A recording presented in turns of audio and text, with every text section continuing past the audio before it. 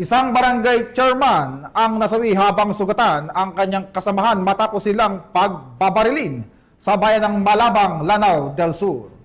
Patuloy ang investigasyon ng mga otoridad at pinaghahanap ang mga suspect na responsable sa insidente. Inalam pa ng mga otoridad ang motibo sa likod ng pananambang. Patrolwoman Maria Senyora Agbuya sa report.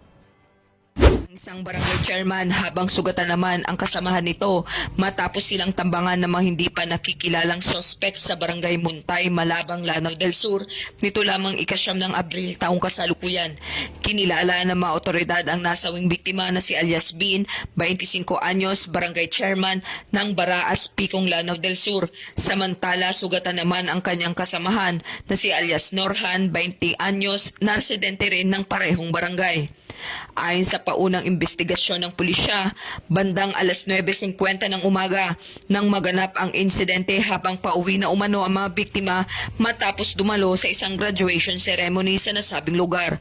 Pagsapit sa barangay Muntay ay bigla na lamang silang pinaputukan ng mga armadong lalaki na mabilis na tumakas matapos ang pamamaril.